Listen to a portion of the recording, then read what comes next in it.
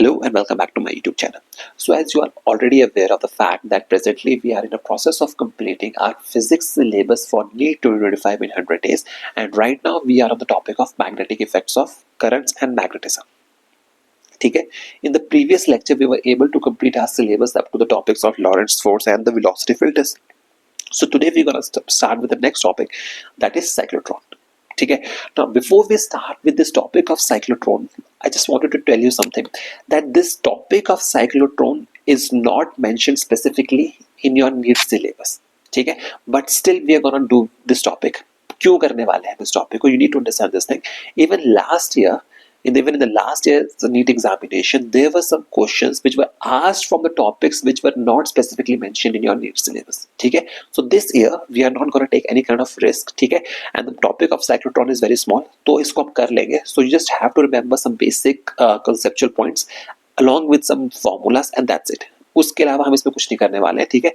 So without wasting any more time, let's just start with the cyclotron. ठीक है? So before we start with the cyclotron, हमें पता होना चाहिए कि cyclotron होता क्या है. So remember this thing, cyclotron is an equipment. Cyclotron is nothing but an equipment. This is an equipment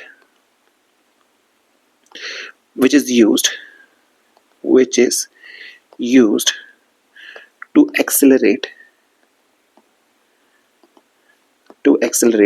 positively charged particles, which is used to accelerate the positively charged particles to desired velocities. ठीक है? Now this definition in itself contains so many questions. कैसे? See, the first question the examiner can ask you that the cyclotron is used to accelerate negatively charged particles. तो ये statement गलत है. Why? Because cyclotron is used to accelerate only the positively charged particles up to desired velocity. जो velocity आपको चाहिए, आप positively charged particle को उस velocity तक accelerate कर सकते हो with the help of a cyclotron. ठीक है? This is the first point. Secondly, there's one more thing which you can derive from this definition. Second thing which you can define, or rather you can derive from this definition of cyclotron, is that cyclotron is only used for the acceleration of positively charged particles. It cannot be used for negatively charged particles or charge और neutral particles. आप इससे neutral particles को भी accelerate नहीं कर सकते, आप इससे नेगेटिवली चार्ज पार्टिकल्स को भी एक्सेलरेट नहीं कर सकते. The only particles you can accelerate with cyclotron are the positively charged particles. ठीक है? Now let's just move forward. अब हम यहाँ पे थोड़ा साइक्लोट्रॉन के बारे में पढ़ेंगे. साइक्लोट्रॉन के बारे में सबसे पहली चीज हम पढ़ेंगे कि what is the principle of working of cyclotron. की साइक्लोट्रॉन की वर्किंग जो है किस प्रिंसिपल पे बेस्ड है, हम पहले उसको स्टडी करते हैं. ठीक है? So remember this thing, the cyclotron के बारे में जब हम पढ़ेंगे, ठीक है, and again I am repeating my self, इसके बारे में आपको सिर्फ थोड़ी सी चीजें पढ़नी है. You just have to remember all this things. कुछ बेसिक पॉइंट्स पता होने चाहिए, एंड दैट्स इट. ठीक है? उसका आपको कुछ नहीं करना. ठीक है? So let's just move back, come back to this topic in hand, that is your we are dealing with right presently with the principle of cyclotron. See, you must remember this thing, that the working of cyclotron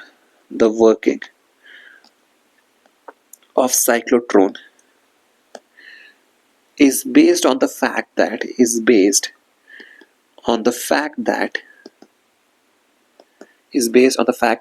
a positively charged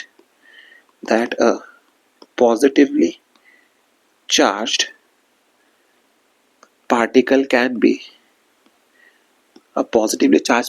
can be accelerated to sufficiently high velocities,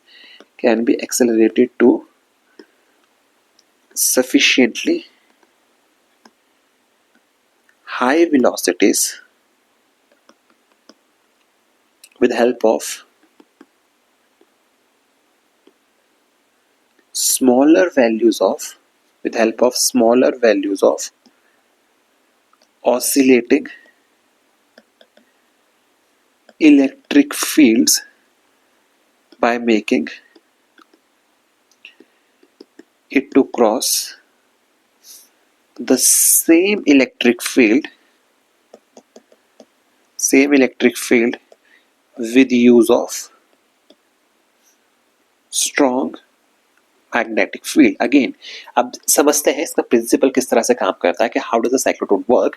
so remember again, the cyclotron is used for the acceleration of positively charged particles, and they are accelerated to high velocities with the help of smaller values with the help of smaller values of oscillating electric field. So what can be the next the question that examiner in the NEET examination can ask? He will say that for the cyclotron to work, ठीक है, we require high values of oscillating electric fields. नहीं, हमें high values की requirement नहीं होती है, but rather we require the smaller values of oscillating electric fields. और हम क्या करते हैं, we make the charge particle to cross the same electric field time and time again. हम क्या करेंगे, उस इलेक्ट्रिक फील्ड में चार्ज पार्टिकल को बार बार घुमाएंगे with the help of strong magnetic field. यानी कि रिक्वायरमेंट क्या है, smaller value of oscillating electric field along with a strong magnetic field. These are your requirements. इसके बेसिस पे ही आप क्या करते हो, आपका साइक्लोट्रॉन का वर्किंग प्रिंसिपल जो होता है इस पे काम करता है. ठीक है, आई होप इतनी सी बात आपके लिए क्लियर होगी. ठीक है, now let's just try to understand some of the formulas. ठीक है, सो अब देखिए, अब साइक्लोट्रॉन की वर्किंग के लिए क्या है, आपको क्या है, स्ट्रॉन्ग मैग्नेटिक फील्ड की रिक्वायरमेंट है. You require a strong magnetic field for a cyclotron to work. ठीक है ना, अब हम यहाँ पे क्या करेंगे, कुछ पॉइंट्स को स्किप करेंगे and we are directly gonna come to the formulas. ठीक है, सी अब जब आपका साइक्लोट्रॉन वर्क करता है and the charge particle moves in a circular path, ये डायग्राम्स अपनी बुक में आप देख लीजिएगा, वहां से आपको कवर हो जाएगा. तो साइक्लोट्रॉन में क्या होता है, मैं इसमें एक रफ सा डायग्राम है, let me just draw a rough diagram for you कि साइक्लोट्रॉन के वर्किंग में किस तरह से होता है. So they have this dees, okay, they have this Ds, cyclotron have these kinds of Ds. ठीक है, इन Ds के अंदर क्या होता है, आपका साइक्लोट्रॉन जो होता है, इन Ds के अंदर जो होता है क्या होता है, आपका साइक्लोट्रॉन जो होता है वो काम करता है. ठीक है, तो होता क्या है कि the charge particle is made to इसी फील्ड्स में वो घूमता रहे with the help of strong magnetic field. तो आपके पास यहाँ पे क्या होती है, स्ट्रॉन्ग मैग्नेटिक फील्ड के लिए आपके पास यहाँ पे मैग्नेट्स अवेलेबल होती है. ठीक है, तो आप क्या करते हो, चार्ज पार्टिकल को मूव करवाते हो in these electric fields again and again. Oscillating electric fields वो गोल गोल गोल गोल घूमता रहता है. ठीक है, अब रिमेंबर दिस, इस गोल गोल घूमने के लिए द फोर्स रिक्वायर्ड कि वो चार्ज पार्टिकल मूव करे एट कांस्टेंट स्पीड में मूव करे. ठीक है, इन मैग्नेटिक फील्ड. तो क्या होता है, आपके लिए जो सर्कुलर मोशन के लिए जो आपको सेंट्रीपिटल फोर्स प्रोवाइड करता है, that is provided by the magnet force. जो मैग्नेटिक फील्ड जो है, चार्ज पार्टिकल जो मैग्नेटिक फील्ड में लगाएंगे तो फोर्स लगेगी. So that force, the force that the particle experience due to the charge particles faces inside a magnetic field, that force provides the necessary centripetal force for the charge particle to move in a circular motion. जो charge particle यहाँ पे circular motion में घूम रहा है, उसको घूमने के लिए जो सेंट्रीपिटल फोर्स है कौन प्रोवाइड कर रहा है, that force is being provided by the magnetic force. तो आपके पास यहाँ पे रिलेशन निकल के आता है BQV is equal to mv square over r. So solving this equation we get the value of R as mv over bq. ठीक है, R is equal to mv over bq. so please make sure आपको ये result यहाँ पे याद रहे. I'm so sorry, ये result आपको यहाँ पे याद रहे, R is equal to mv over bq. ठीक है, नाउ अगेन क्योंकि ये D's जो है यहाँ पे क्या है, कंप्लीट सर्कल में वो घूमता नहीं है, it moves in a semi circle. So the time required, ठीक है, यहां पे हम लिख देते हैं the time taken by a positively charge ion और प्रोटॉन, ठीक है, to describe a semi circular path is given by semicircular path is given by t is equal to pi r over v, because complete path के लिए क्या होगा 2 pi r, but we are dealing only with the semicircular path. and the semicircular path जो है, let me just show you, this is your semicircular path. okay, तो ये जो semicircular path को जब वो कवर करेगा तो उसके लिए जो टाइम की रिक्वायरमेंट होगी कितनी होगी, t is equal to pi r by v. ठीक है, and on substitution of these values, अगर मैं v की वैल्यू को यहाँ पे सब्स्टिट्यूट करता हूँ, we get the value of t as pi over b over q over m. ठीक है, now this is a very important relationship, this is a very very important relationship, ये चीज आपको पता होनी चाहिए. ठीक है, this is for semi circle. अगर आपको पूरे सर्कल के लिए निकालना है तो क्या होगा, तब आपके लिए हो जाएगा रिलेशन, क्या हो जाएगा, तब आपका रिलेशन हो जाएगा 2 पाई m ओवर bq. ये तो हम सेमी सर्कल के लिए है. For complete circle we will multiply this equation by 2. तो इस चीज का आपको यहाँ पे ध्यान रखना है. For semi circle it's this value, but in case you have to find the value of the time that the ion covers requires to cover the entire circular path, तब आपको उसको 2 से मल्टीप्लाई करना पड़ेगा, ठीक है। Now some inferences can be drawn from this relationship, some inferences can be drawn from this relationship. वो क्या इन्फ्रेंसेस को आप ड्रॉ कर सकते हो?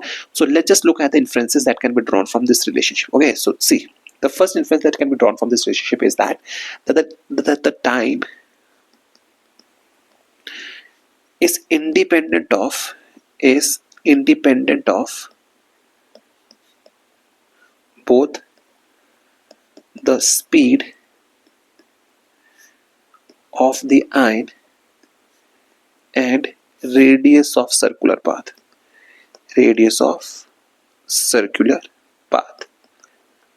I hope ये बात clear हुई. This is a very important point that the time is independent of speed of ion. उसके independent है. Not only with this, it is independent of the speed of ion, but it is also independent of the radius of the circular path. मतलब ये depend नहीं करेगा आप किस radius पे घूम रहे हो. Let's just say these are the D's, ठीक है, of the cyclotron. Let's just say this is D1 and this is D2. So radius जो है वो independent है circular path का. आप किसी भी circular path पे move करोगे desired उसके साथ, तो आपको एक particular time में ही, आप same time frame में ही आप क्या करोगे, उस D को cover करोगे, ठीक है। क्लियर होगी बात? Now let's just try to understand this result, ठीक है, because an assertion and reason type of question can be asked from this topic, ठीक है। So let's just try and analyze this result. वो आपको क्या बोलना चाहता है, ठीक है, समझते हैं, ठीक है। Since आप यहाँ पे डील करो, since in this entire cyclotron we are dealing with an oscillating electric field, ठीक है। अब ये ऑसिलेटिंग इलेक्ट्रिक फील्ड्स क्या होते हैं ये हम आगे डिस्कस करेंगे, ठीक है। Till now you just remember this thing that we are dealing with oscillating electric field से हम डील कर रहे हैं, ठीक है। So let's just try to understand why it happens that the time period is independent of both velocity and radius. उसके independent होता है, क्यों होता है, let's just try to understand, ठीक है। So in case of the time during the positive ion, now remember this thing, so in case the time during which the positive ion describes a semicircular path, ठीक है, remember मैं आपके लिए यहाँ लिख देता हूँ, ठीक है। Let me just right this results for you, ठीक है। In case the time during which the positive ion describes a semicircular path, ठीक है, is equal to the time during which the half cycle of electric oscillator is completed. Then as the ion arrives in gap between the two D's, these are the two D's, okay, these are two D's, D1 and D2, this is first D and this is your second D, ठीक है। The polarity of the D's is reversed, the polarity of D's is reversed, ठीक है। अब समझते हैं हुआ क्या, ठीक है। सी हमने क्या कहा कि जिस टाइम फ्रेम में the charge particle is moving around the circular path और सेमी सर्कुलर पाथ, वो that is independent of both of the velocity independent and is also independent of the radius of the circular path. देखिए ऐसा होता क्यों, देखिए let's just try to understand. So let's just say these are the two D's of a cyclotron, ठीक है। So let's just try to understand होता क्या है। So let's just say here we have an oscillating electric field, source of oscillating electric field. तो होता क्या है, अब because the source of we have an oscillating electric field, that means after a particular point of time the polarity of the electric field will change, ठीक है। इसका मतलब क्या हुआ कि let's just say at time t the polarity changes, so when the polarity of the D's change after time t, अब देखिए समझिए होता क्या है, as soon as the particle arrives at this terminal, जहां पे क्या है, आप क्या है यहां से लेके यहां तक चार्ज पार्टिकल आपका यहां पहुंचा, the time eight which the charge particle arrives at this point, let's जैसे P, the polarity of the D's will change, and when the polarity of the D's will change, let's just say this becomes positive and this becomes negative, the positive charge particle will move into this D, ठीक है, and again due to the repulsion of this positive D ये वापस यहाँ से घूमेगा, and after it reaches the point, यहाँ पे जब पहुंचेगा फिर से पोलैरिटी चेंज होगी, this particle will jump here, और जब वो यहाँ जंप करेगा अगेन ये यहाँ पर पहुंचेगा, फिर यहाँ पहुंचेगा, वेलोसिटी बढ़ती जाएगी, and this is how the semi circular path is described. ठीक है, तो होता क्या है, this is how the cyclotron works. ठीक है, now let's just try to understand and let's just try to learn the different formulas, किस तरह से आप इसमें काम करते हैं। So the first formula which we gonna learn is for the maximum energy of positive ion, for the maximum energy of positive ion. ठीक है, तो maximum energy that the positive ions acquires inside the cyclotron is equal to, let's just say maximum kinetic energy will be equal to b square q square r naught square over 2m, b square q square r naught square over 2m। In relations को आपको याद रखना है because these relations can be directly asked in your examination, or a simple numerical based question can be asked, or conceptual question dealing with, let's just say if they says that the charge to mass ratio is changed, or if they say let's just say the radius is doubled। ठीक है, अब आपको यहाँ पे एक चीज का ध्यान रखना है, R naught is the maximum, R naught is nothing but the maximum. यहाँ पे आर नॉट क्या है आपका, R naught is maximum, R naught is equal to maximum radius of circular path, radius of circular path. ठीक है, ये चीज होगी। अगेन अगर हम साइक्लोट्रॉन फ्रीक्वेंसी की बात करते हैं, what is your cyclotron frequency, अगर हम बात करते हैं साइक्लोट्रॉन फ्रीक्वेंसी की, तो व्हाट इज साइक्लोट्रॉन फ्रीक्वेंसी, अगर हम इस रिलेशन को कैलकुलेट करें तो cyclotron frequency nu is given by 1/t is equal to bq over 2 pi m। This implies that t will be equal to 2 pi m over bq। इन चीजों का भी आपको ध्यान रखना है, this two relationships are very important for you. Okay, इनके basis पे प्रीवियस ईयर में क्वेश्चंस पूछे जा चुके हैं, सो देयर आर चांसेस कि आपसे इस साल भी क्वेश्चन पूछे जा जाए। ठीक है, because I mean everyone is expecting कि this year's paper will be on a difficult side। ठीक है, तो इस चीज का आपको यहाँ पे ध्यान रखना है। ठीक है, and one more relationship is important for you जो आप यहाँ से डिराइव कर सकते हो, that relation is for cyclotron angular frequency, cyclotron angular frequency. ठीक है, so the value of cyclotron angular frequency that is omega is equal to 2 pi nu, which is equal to bq over m, bq over m। ठीक है, इस चीज को भी आपको यहाँ पे ध्यान रखना है, these relationships are very important for you।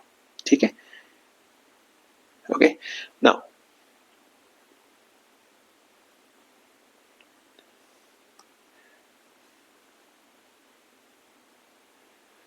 let's just look at the limitations of cyclotron। What are the limitations of cyclotron? This is very important। What are the limitations of cyclotron? ठीक है, so we're gonna learn about these limitations in a very quick way। ठीक है, आपको ये चीजें ध्यान रखनी है, एंड आपकी बुक्स में चीजें मेंशन होंगी तो आप वहां से पढ़ लीजिएगा। ठीक है, बट जो मेन चीजें हैं I am gonna teach you all those things आपको यहाँ पे, ताकि आपको ऐसा ना लगे कि आपको दिक्कत हुई है यहाँ पे। ठीक है, now let's just look at the limitations of cyclotron। ठीक है, so what happens is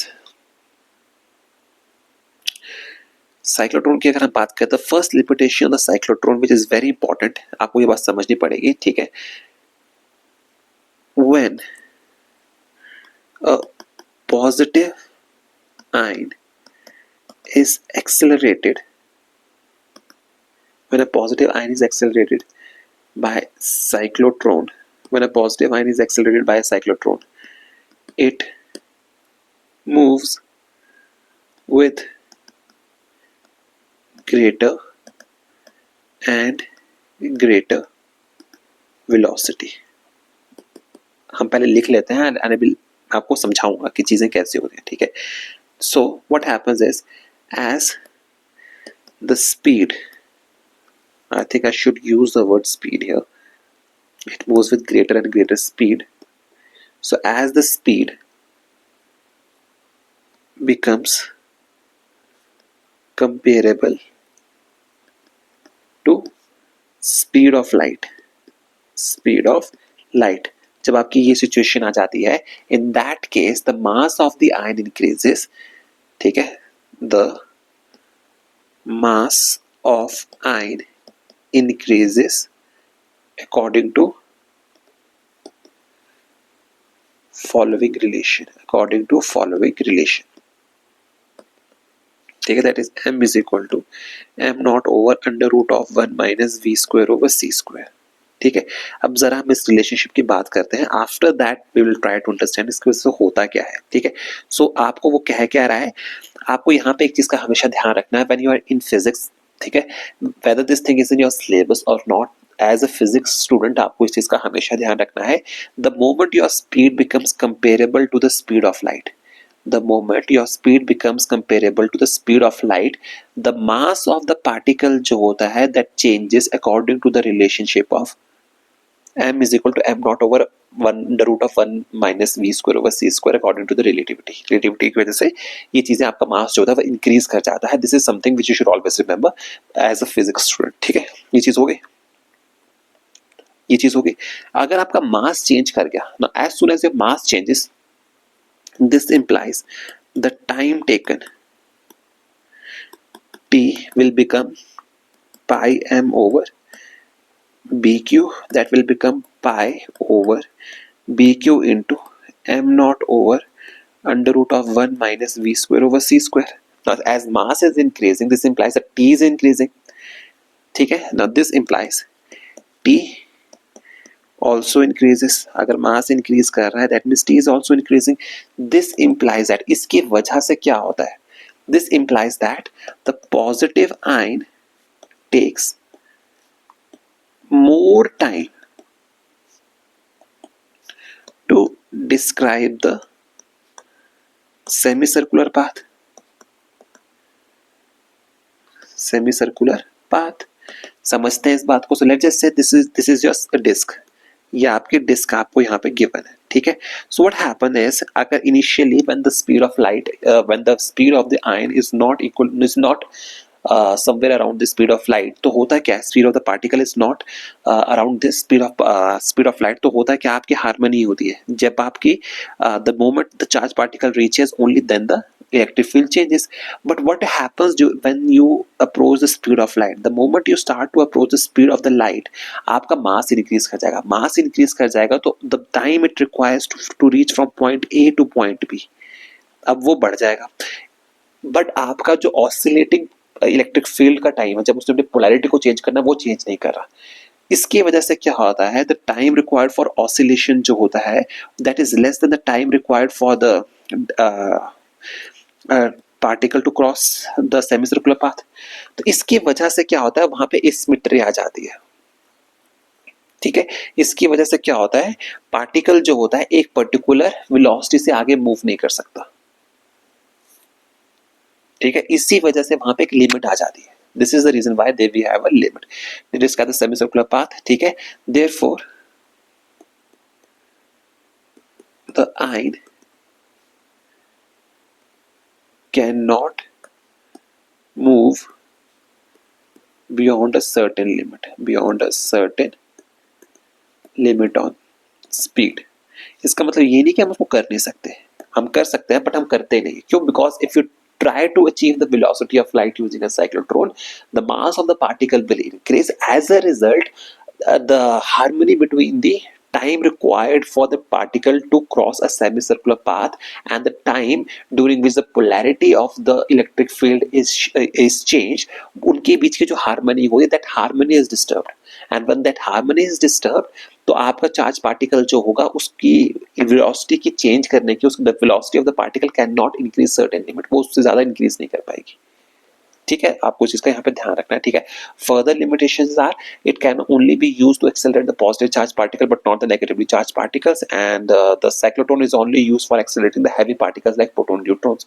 and again आपसे पूछेगा कि आप इलेक्ट्रॉन्स को क्यों नहीं एक्सेलरेट कर सकते, because you need to understand this thing, the mass of the electron is so small कि that the increase in energy of the electrons makes the, उसकी वजह से क्या होता है, मास इलेक्ट्रॉन का बहुत कम होता है। सो since the mass of the electron is very low, when the charged electron moves inside a cyclotron, जब उस cyclotron के अंदर मूव करता है, its energy increases to such an extent कि उसकी velocity बहुत ज़्यादा बढ़ जाती है। And when the velocity increases, and again जब velocity increase कर जाएगी, the electrons quickly go out of step with the oscillating electric field. The same is the case कि आप velocity of speed of light को approach नहीं करोगे। So this is how the cyclotron works and these are some of the limitations and I hope आपको समझ में आया होगा। आप इसको अच्छे से एक बार अपनी बुक्स में कर लीजिएगा, because I have already mentioned that this part is not mentioned specifically in your syllabus, but we are still dealing with this part। क्यों डील कर रहे हैं? The only reason is because even last year the questions were asked from the topics which were not mentioned specifically in your NEET syllabus। ठीक है, ये बात clear होगी? So now let's just move on to the next topic। एक बार next topic को हम study करते हैं, देखते हैं कि next topic में ऐसा क्या है, ठीक है। So when we talk about the next topic which we're going to deal with is the force on a current carrying conductor placed in a magnetic field। The next topic which we're going to study is the force on a current carrying conductor in a magnetic field। ठीक है, this is the next topic जिसको हम अभी deal करने वाले हैं। So now before we start with this topic, ठीक है, we are again I am repeating myself, the derivation of this topic is not required for you. ठीक है, तो we are not gonna deal with the derivation of this topic, we are simply gonna start with the, हम सिर्फ direct result से start करेंगे। What is the result which is the direct result for the force on a current carrying conductor in a magnetic field. So जब आप इसकी calculations करते हो, after you deal with the calculations with everything, when you derive the results, you get the relationship as F is equal, the force is equal to ILB sin theta। F is equal to ILB sin theta, and in the vector form this result is written as F vector is equal to I into L vector cross B vector।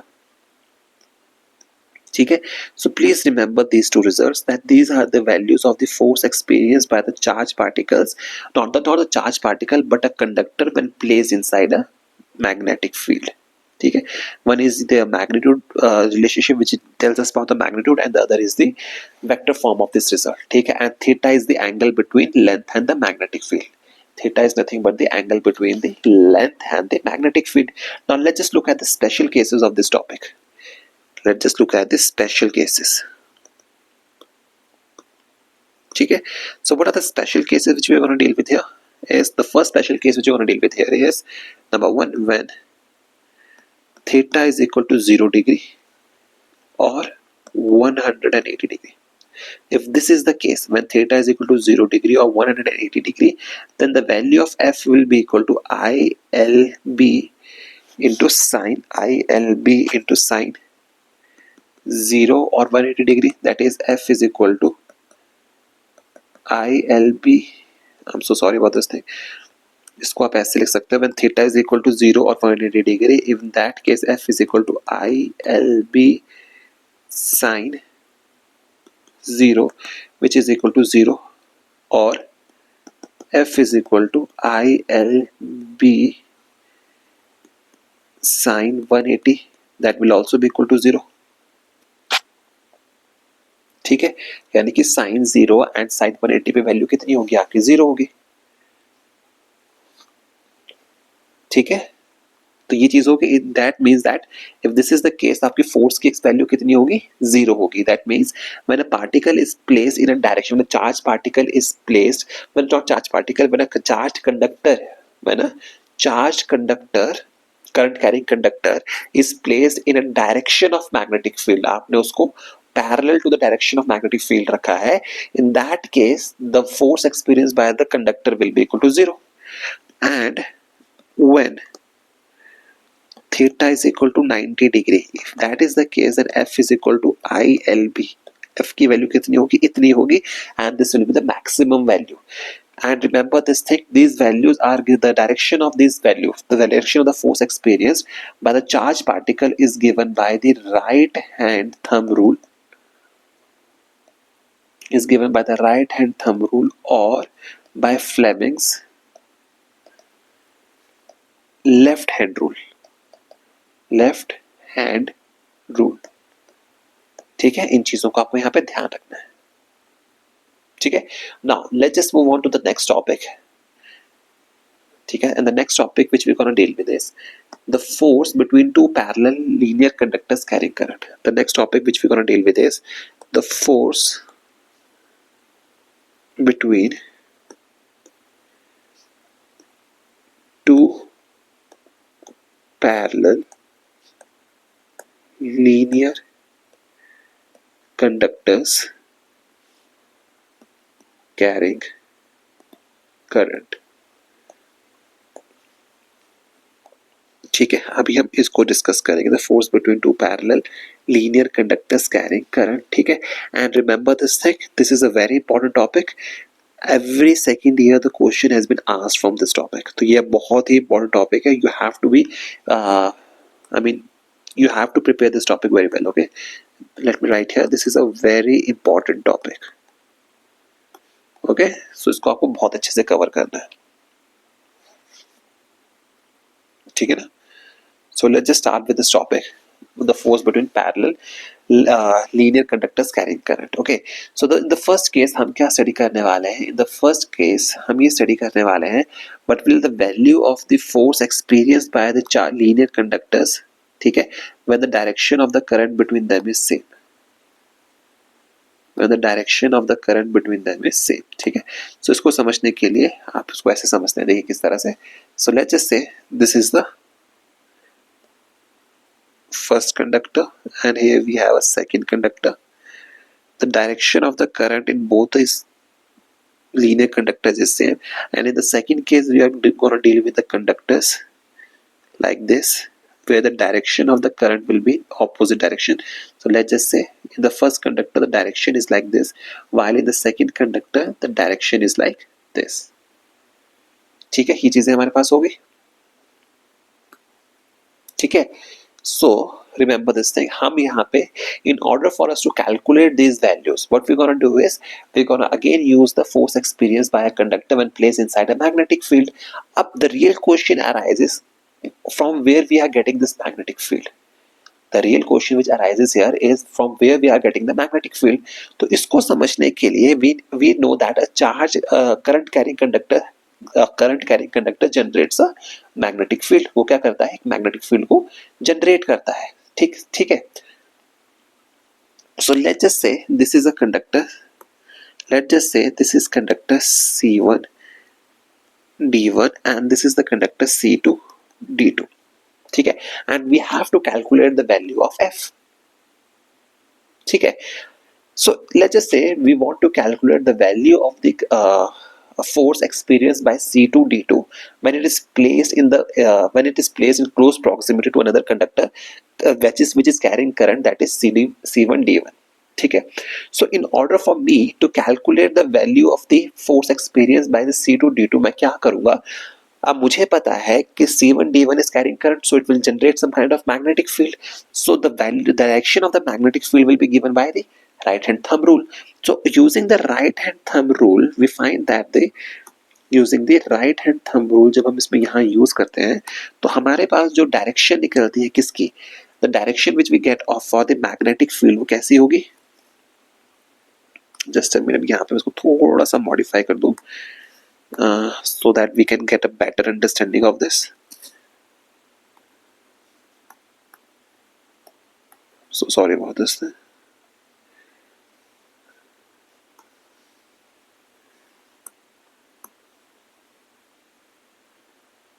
Okay, now see, if this is the direction of current, okay, so let's just try to understand how the magnetic field affects the how much force does the C1 applies on C2 D2. ठीक है, देखिए, now since the current is flowing through C1 D1, since the current is flowing through a conductor C1 D1, it will generate some kind of क्या magnetic field. So let's just say the direction of the magnetic field जो आपके पास generate हो रही है is like this. This is the magnetic field which is being generated. ठीक है, इसमें semi circles पे तो ध्यान मत दीजिएगा, ठीक है. And the direction of this magnetic field will be given by right hand thumb rule. ठीक है, so the magnetic field will be like this. So the magnetic field will be like this. This is how the magnetic field will be moving here. ठीक है, ये बात clear हो गया आपके लिए. ठीक है, सो अब हमें ये पता लग गया कि magnet, this is the value of magnetic field. ठीक है, so this implies B1 will be equal to mu naught upon 4 pi into 2I1 over R.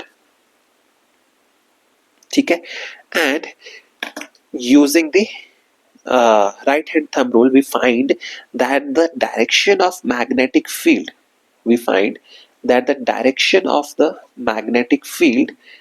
experienced by C2 D2 will be inwards. Right hand thumb rule से हमें पता लग रहा है, this will be along inwards. Clear होगी बात. सो अब अगर हम यहाँ पे निकालें the force experienced by the second conductor, that will be equal to B1 because it is in the magnetic field produced by the C1 D1. It will be equal to I2 into 1, that is equal to B1 into I2. So what we get is mu naught upon 4 pi into 2I1 I2 over R. This is the value of magnetic field. Here we have taken the length of the conductor as 1. We are dealing with unit conductors. Okay, conductors of unit length. So this is the value of your magnetic field. It's the force experienced by the second conductor. ठीक है, ये चीज आपके पास यहाँ पे आ जाएगी. यहाँ पे इस रिजल्ट को आपको यहाँ पे याद रखना है. ठीक है, similarly we can find the value of F2. This is the value of F2. ठीक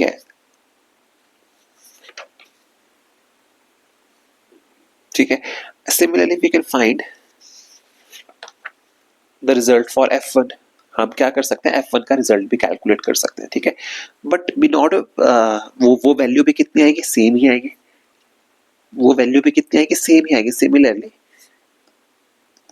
Similarly F1 will be equal to mu naught upon 4 pi into 2I1 I2 over R.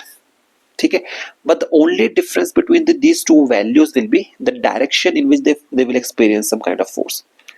The only difference between the calculation of these values will be the direction in which they will experience some kind of force. ठीक है, so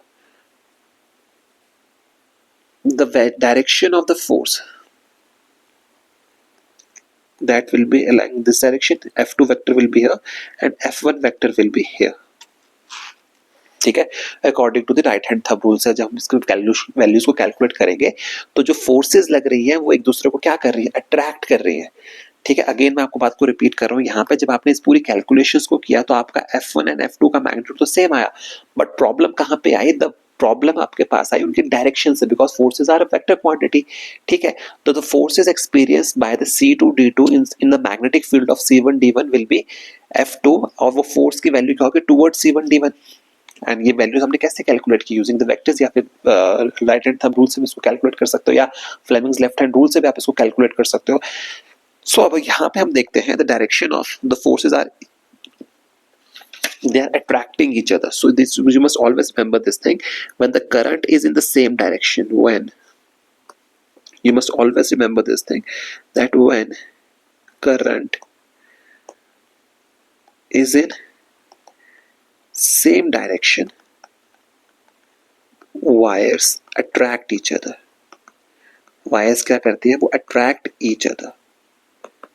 ठीक है, again मैं पूरी situation को आपके लिए एक बार फिर से रिपीट कर देता हूँ. देखिए, हमने एज्यूम किया we have two conductors of unit length, that is C1 D1 and C2 D2, and the direction of the current in both this conductors is same. हमने ये एज्यूम कर लिया. ठीक है. So in order for me to calculate the force experienced by the C2D2, ठीक है, वो calculate करने के लिए मुझे क्या चाहिए? In order for me to calculate the force experienced by C2D2, मुझे क्या चाहिए? I need the magnetic field that C2D2 experiences due to the current flowing in C1D1. ये बात क्लियर हुई? मुझे C2D2 पे अगर मुझे फोर्स निकालनी है तो मुझे किस चीज की रिक्वायरमेंट है? मुझे मैग्नेटिक फील्ड की रिक्वायरमेंट है जो ये C2D2 एक्सपीरियंस कर रहा है inside the magnetic field of this C1D1. ठीक है, अगर मुझे फोर्स की वैल्यू का तो मैग्नेटिक फील्ड चाहिए जो C1D1 जनरेट कर रहा है.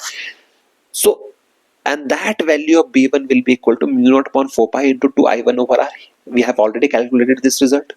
ठीक है, and using right hand thumb rule we find that the direction of magnetic field experienced by C2D2 is along the inward direction. ये बात हमें भी पता लगी. ठीक है, सो अब हम क्या करेंगे? F2 निकालने के लिए we will use the relation F is equal to ILB. और जब मैंने ये रिलेशन यूज किया and we are using the conductor of unit length, the value of L is equal to 1, हमारे पास जो रिलेशन निकल के आता है that comes out to be mu naught upon 4 pi 2I1 I2 of R. ठीक है, अब मैं आपको if I want you to understand कि अगर मैं आपको ये चीज समझाऊं कि उसमें जो फोर्स की वैल्यू है वो ऐसे क्यों आए, why the value of F comes out to be like this. ठीक है, तो उसको समझने के लिए थोड़ी सी देर के लिए let's just remove this results. Okay, उन वायर्स को वहां से रिमूव करते हैं. So let's just try to understand the direction of F2 कि F2 की डायरेक्शन ऐसे क्यों आई. ठीक है, एज्यूमिंग दैट हमें ये पता है कि I से J एंड K हमें इस चीज के बारे में हमें पूरी नॉलेज है. ठीक है, and I have already mentioned you कि I never use all these results, Fleming's left hand rule या ये किसी भी रिजल्ट्स को मैं यूज नहीं करता. I only believe in vectors. अगर आपकी वेक्टर्स की कमांड स्ट्रांग है आपको सब कुछ आता है. ठीक है, so let's try to understand कि F2 पे जो फोर्स की डायरेक्शन है वो टुवर्ड्स लेफ्ट ही क्यों आ रही है. ठीक है, उसको हम समझने की कोशिश करते हैं. ठीक है, so we have already calculated the direction of force कितनी है. डायरेक्शन ऑफ मैग्नेटिक फील्ड जो है जो B experienced by C2D2 is inwards. Inwards का मतलब माइनस के कैप. ठीक है, इनवर्ड्स का मतलब माइनस के कैप. ठीक है, and the current I is along let just say J cap. ठीक है, सो व्हाट वी नीड, हमें पता है F is equal to I L cross B होता है. ठीक है, अब जिस डायरेक्शन में आपका करंट जा रहा है ना उसी डायरेक्शन में आपको लेंथ की आपने उसी डायरेक्शन में हम लूप को ट्रांसवर्स कर रहे हैं. ठीक है, we have already learned about this in the Kirchhoff's law. ठीक है, उसी डायरेक्शन में हम लूप को कर रहे हैं. एम्पियर्स सर्किट लॉ में भी हमने ये चीज की थी. सो हमें पता है कि I जिस डायरेक्शन में है उसी डायरेक्शन में आपका J होगा. So we can say that which is equal to the direction of L. So this implies F is equal to I into J cap cross minus K cap. और जब मैं J से K की तरफ को जाऊंगा तो मुझे डायरेक्शन क्या मिलेगी? माइनस I cap मिलेगी. So this is why the force experienced by the C2D2 is along minus I cap is towards left. ठीक है, इस चीज को हम एक बार फिर से समझ लेते हैं for a better understanding. Let's just try to understand this thing once again. ठीक है, again let's just say this is one conductor and this is the second conductor, and please remember this thing, these results are very important. MCQ में आ जाते हैं आराम से. ठीक है, इस रिजल्ट्स को मैं आपको फिर से डायरेक्शन लेना सिखाता हूँ. लेट्स जैसे this is C1 and this is D1 and this is C2 and this is D2, and this case हम निकालेंगे the force experienced by the C1D1 and what will be the direction of C1D1, the force experienced by C1D1. ठीक है, since now यहाँ पे मैं आपको पूरा process लिखता हूँ. since we require to find the force experienced by C1D1, we require the value of magnetic field generated due to C2D2. हमें वो चीज चाहिए. So the value of magnetic field, let's just call that value as B2 vector, that will be equal to mu naught upon 4 pi into 2I2 over R if the distance between these two wires is R. ये चीज आपके पास आ गई obviously. ठीक है. Now, and the direction of this, let's just say this is the direction of the current. So using right hand thumb rule, तो हम ये experience कर पा रहे हैं from right hand thumb rule, C1 D1 experiences the magnetic field in an outward direction. It experiences the magnetic field in outward direction using the right hand thumb rule. आप right hand को वहां पे रखिए जिस direction में आपका current जा रहा है, एंड मेक श्योर कि आपकी पाम फेस करे एंड आपकी जो फिंगर्स हैं वो कर्ल करनी चाहिए towards the point of observation जिस पे जा रहे राइट हैंड थंब रूल आप लगाओगे. ठीक है. तो जब आप राइट हैंड थंब रूल लगाते हैं तो आपके पास B2 की वैल्यू निकल के आती है μ0/4π/2I2 over R in the outward direction. ठीक है. सो मैग्नेटिक फील्ड डायरेक्शन होगी आउटवर्ड. ठीक है. Now we have to calculate F experienced by C1 D1 will be equal to I1 into L cross B. F is equal to L cross B. ठीक है. अब हमें क्या करना है? Now we are required to find this value of force, and B is equal to μ0/4π into 2I2 over R. On substituting these values, we get C1 D1 as I1, and since the length of the conductor is 1, since the length, यहाँ पे हम सिर्फ magnitude calculate कर रहे हैं, we are only calculating the magnitude. The magnitude will be equal to I1 into B, that will be equal to μ0/4π into 2I1 I2 over R. ठीक है. This is the magnitude. But in order for me to calculate the direction, but in order to calculate the direction of force experienced, ठीक है, ठीक है, what we require is we require the directions of, we require the direction of L vector. Because ऐसा क्यों? Because F vector is equal to I of L vector cross B vector. की बातें clear होगी.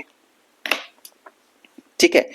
Now यहां पे हम कुछ observations को यूज करेंगे. So in order for me to calculate the direction of L vector, how I will calculate the direction of L vector? See, the direction of L vector,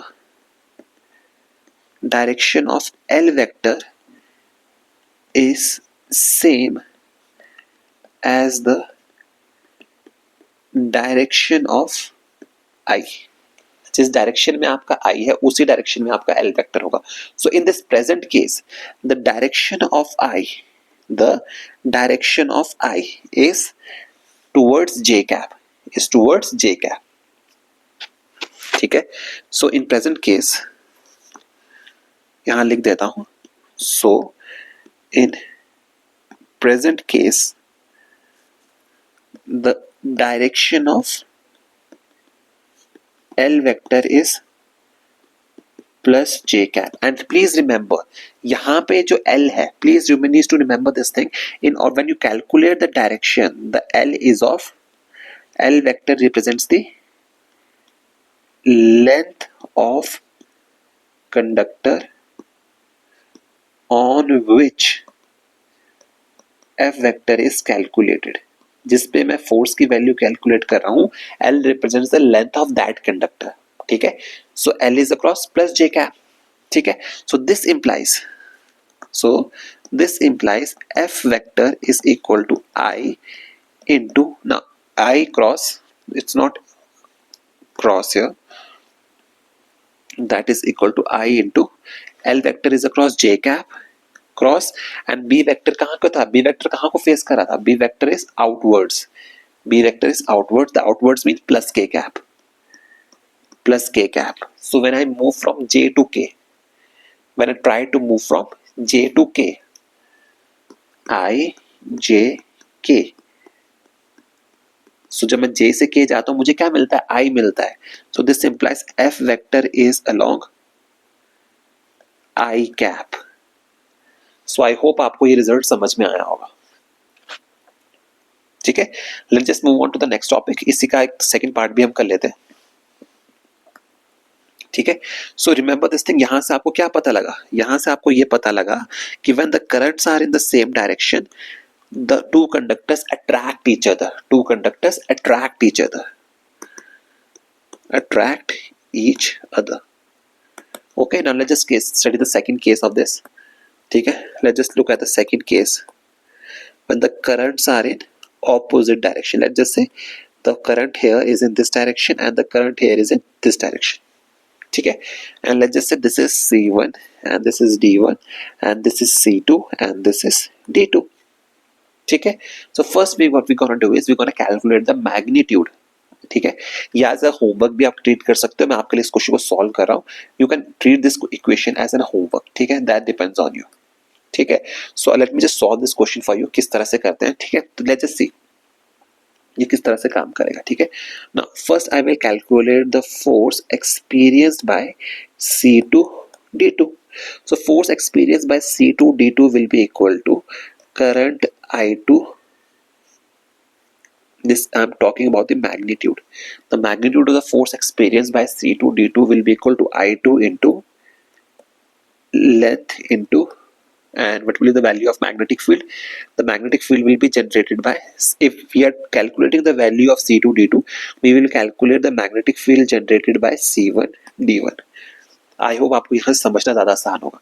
So B C1 D1 will be equal to mu naught upon 4 pi into 2 I1 over R, assuming the distance is R.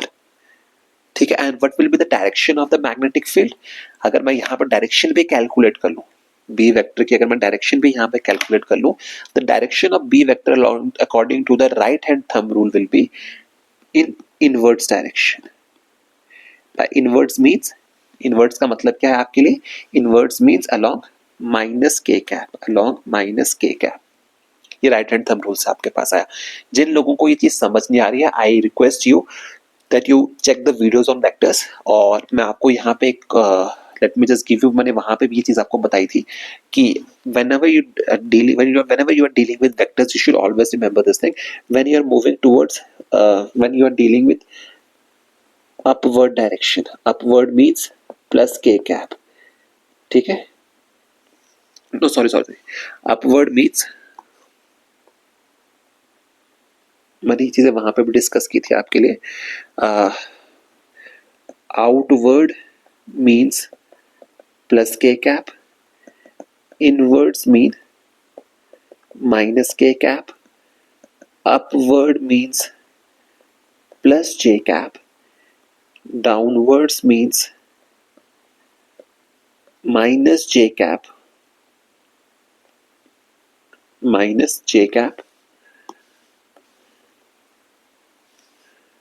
Okay. ठीक है, and towards right means plus I cap and towards left means minus I cap. If you are aware of these things, आप चीजों को अच्छे से कर लेंगे. ठीक है, again, so this implies that F vector C2 D2 will be equal to, assuming that length is unit length, is we are assuming this thing that the L is equal to 1. This gives us the value of force experienced by the C2 D2 is as mu naught upon 4 pi into 2 I1 I2 over R. ठीक है, and if I want to calculate the direction of C2 D2, ठीक है, 4 pi into 2 I1 I2 over R. ठीक है, now for me to calculate the direction of force experienced by C2 D2, मैं कैसे करूंगा? The force experience, now we know that, यहां लिखते हैं फॉर डायरेक्शन. ठीक है, we know that F is equal to I into L vector cross B vector. ठीक है, now since I have to calculate the direction of FC2 D2, that means I am requiring the length of C2 D2. I of C2 D2 into length of C2 D2 into magnetic field of C1 D1. ठीक है, ये चीज होगा. And as I have already mentioned in my previous article में हमने discuss की थी ये चीज, that this length, direction of length is same as direction of current. ठीक है, तो अगर हम इसको कंटिन्यू करें, so this gives us the F vector of c2 d2 is equal to I of c2 d2 and the direction of length here is length of c2 d2. Length of c2 d2 is minus j cap because it's coming downward, direct current is coming downwards. ठीक है, सो आपके पास यहाँ पे value कितनी निकलेगी, minus j2 and c1 d1 is along inverse direction, so it should be minus k cap. ठीक है, अब हमें पता है I, J and K. I, J and K. So here we are moving from J to K.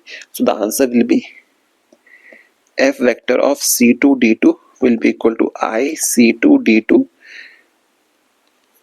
ठीक है, and L C2 D2 B C1 D1 and direction will be J to K is I, minus minus will plus I K cap.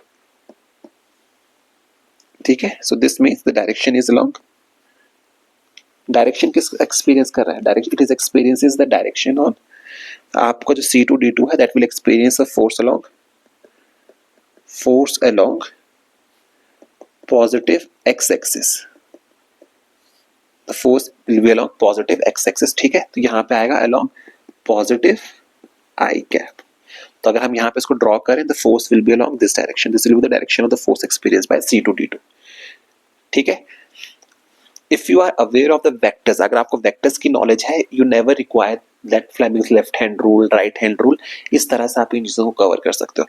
अभी ये समझाने के लिए, ठीक है, तो ये आपको लग रहा है कि बहुत लंबा है क्योंकि मैं इसको जब समझा रहा हूँ आपको, but the moment you realize, आपको एक बार वेक्टर्स को ये चीजें समझ आ जाएंगी, आपको कभी भी you will never require the Fleming's left hand rule और Fleming's right hand rule.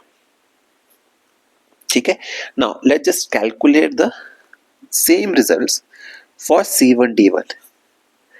Let's just calculate the same results for C1 D1, C2 D2, and this is the direction of current here and this is the direction of current here. ठीक है, सो अब हम यहाँ पे थोड़ा short में करेंगे इसे. ठीक है, सो इन शॉर्ट में करने के लिए we need to find, what we need is we need to calculate the value of force experienced by C1 D1. हमें ये चीज कैलकुलेट करनी है. So F1 C1 D1 will be equal to, ठीक है, F C1 D1 will be equal to I of C1 D1 into L of C1 D1, and this particle, this system, in order for me to calculate the magnitude of the force experienced by C1 D1, I will require the magnetic field. I will require the magnetic field produced by C2 D2. ठीक है, I will require the magnetic field experienced by C2 D2. So the magnitude again will come out to be C1 D1 will be I of C1 D1 into L of C1 D1. ठीक है, into mu naught upon 4 pi into 2I2 over R. ठीक है, and L is equal to कितना है, we are dealing with unit length, so this will be equal to 1. So F C1 D1 will be equal to mu naught upon 4 pi into 2I1 I2 over R. ठीक है, and please मैं आपको बता रहा हूँ, जब आपको इस पे कमांड आ जाएगी ना, आप एक दो बार करके देखिएगा. अगर आपने एक दो बार इसको अच्छे से कर लिया ना, आपको कभी भी कंफ्यूजन नहीं हो, you will never face some kind of confusion. आप इसको डायरेक्टली 2 लाइन में सॉल्व कर सकते हो. ठीक है, so this is a very important result, you have to remember this thing. ठीक है, so F C1 D1 will be equal to mu naught upon 4 pi into 2I1 I2 into R. ये चीज हो गई. ठीक है, now for me to calculate the direction, अब मुझे क्या है, डायरेक्शन को कैलकुलेट करना है. For direction what I'm going to do is, in order for me to calculate the direction of the force experienced by C1 D1, ठीक है, तो मुझे क्या चाहिए, I into L cross B. अब हम सिर्फ यहाँ वैल्यूज को सब्स्टिट्यूट नहीं करेंगे, फिर we are simply calculating the direction. So for direction I will be equal to L cross B, and हम L कौन सा लेते हैं, जिस पे हम निकाल रहे हैं, जिस कंडक्टर पे हम फोर्स निकाल रहे हैं, and the direction of L is same as the direction of current. So in this case the direction of L is J cap and the magnetic field according to the right hand thumb rule is across minus K cap. ठीक है, यहाँ पे हम कर लेंगे the value of magnetic field is along minus K cap according to right hand thumb rule. According to right hand thumb rule. ठीक है, तो this implies that I is equal to minus I cap ILB. This means that ILB is equal to minus I cap. So this implies that the force experienced by C1 D1 will be across this side. So इसका मतलब ये हुआ the force experienced by C1 D1 will be across this side. So this implies that conductors repel.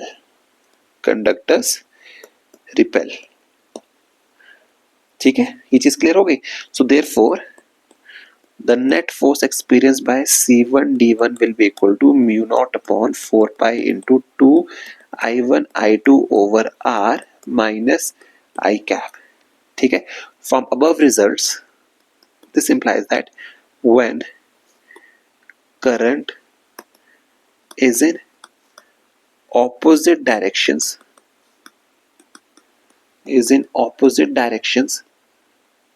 in two conductors, they क्या करते हैं, वो they repel. ठीक है, इस चीज का आपको यहाँ पे ध्यान रखना है. ठीक है,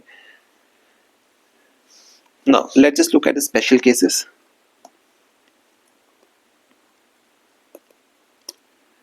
Let's just look at the special cases. हम special cases को study करते हैं एक बार. So when we are talking about the special cases, अब special cases को अगर हम study करें, so यहाँ पे हम लिख लेते हैं if one conductor is long of length L1 and one conductor is short of length L2 and one conductor is short with length L2. ठीक है, इसको ऐसे भी नहीं लेते हैं, इसको और भी अच्छे तरीके से समझ लेते हैं. What we gonna do is, if the let's just take the length of the bigger conductor as L, longer conductor as L, and the shorter conductor as small l. ठीक है, and the currents flowing through them as I1 and I2. ठीक है, and the current through L कितना है, that is shorter conductor is I1 and through capital L is I2 through longer conductor. So in that case, अगर आपके पास ये situation है, if that is the case, the value of F is equal to mu naught upon 4 pi into 2 I1 I2 over R into L. ठीक है, and please remember this thing here, the R is nothing but the distance between the two conductors, and this result is very important and the question has already been asked from this topic. Okay, so इस चीज का आपको यहाँ पे ध्यान रखना है. ठीक है, इसी में आपको एक रिजल्ट आप और भी कर सकते हो, but there is one more result which you can deal with here. You can also remember this result, that is when two charges of values Q1 and Q2 moving with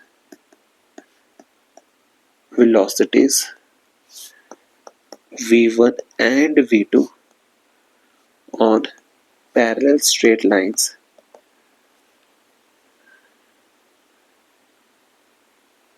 are distance r apart, then F is equal to mu naught upon 4 pi into Q1 Q2 V1 V2 over R square. ठीक है, इस चीज का आपको यहाँ पे ध्यान रखना है. This is the final result, direct result जो आप यहाँ से याद कर सकते हो. ठीक है,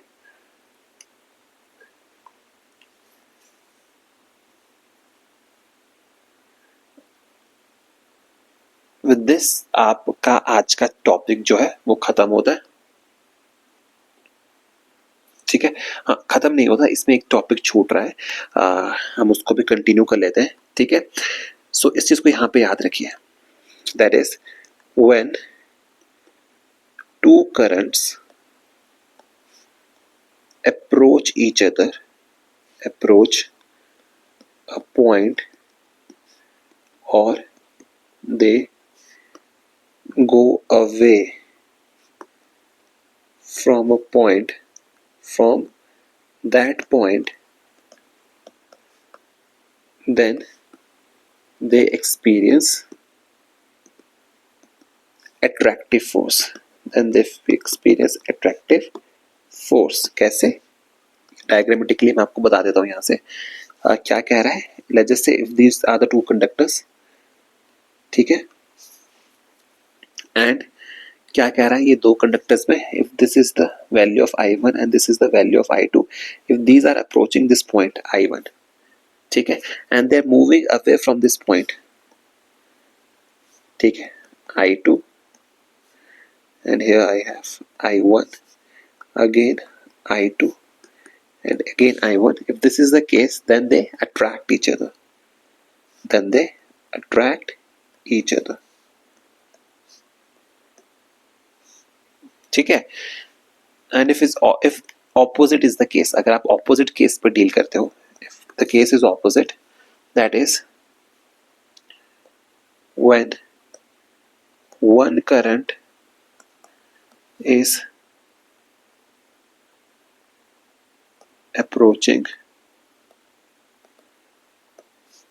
and another is moving out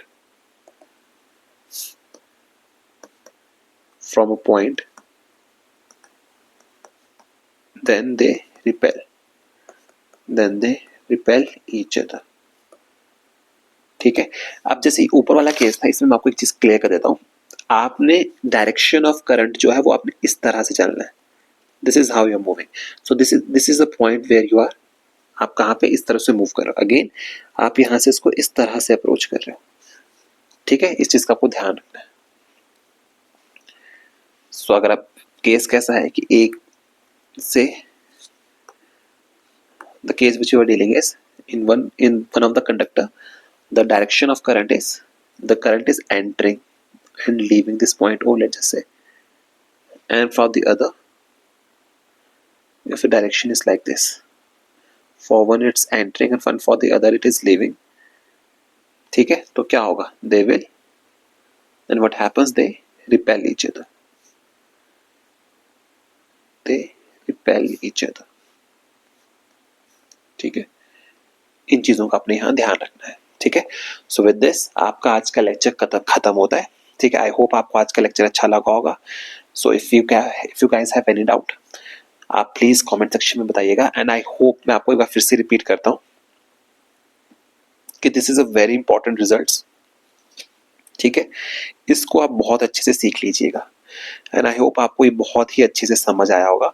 I have tried my level best कि मैं आपको without left hand rule and without any other rule मैं आपको इसके फोर्सेस की डायरेक्शन निकालना सिखा सकूं, एंड आई होप कि मैं उस पर्पस में सक्सेसफुल रहा हूँगा, ठीक है। अगर आपको लगता है कि आप, मैं आई सजेस्ट यू कि आप इसको एक दो बार कीजिएगा। अगर आपको वेक्टर्स में एक दो बारी में समझ आ गया, आपको ये पूरे क्वेश्चंस जो होते हैं ना, 2 लाइन में कवर हो जाते हैं, ठीक है। And again I am repeating my self, I hope I have fulfilled my purpose कि जो मैं आज के targets है, I have fulfilled my today's target, that you are able to calculate the values of force and you are able to calculate the value of the direction of the forces experienced by the two conductors with the help of vectors without the use of Fleming's left hand rule or right hand rule, जो भी आप use करते हो, ठीक है। And I insist कि आप इसको 1 या 2 बार solve कीजिए, और आपको देखिएगा कि आप जो direction of the force experience by the conductors है, you are able to calculate that direction with just in just 2 lines. अगर आप इन स्टेप्स को एक बार समझ लो, ठीक है। मैंने ये पूरे स्टेप्स आपको इसलिए करके बताए हैं कि आपको स्टेप बाय स्टेप समझ आ जाए, ठीक है। On that note, I hope I will B requesting a feedback from you regarding this concept, कि अगर कोई कंसेप्ट समझ आया कि नहीं आया, ठीक है। सो आई होप आपको ये चीजें समझ आई होंगी, ठीक है। And please make sure that you like, share and subscribe to my channel. ठीक है, थैंक यू सो मच। बाकी अब आपसे कल मिलते हैं, कल ये चैप्टर फाइनली बाइंड अप हो जाएगा। ठीक है, thank you so much, bye bye, take care, best of luck.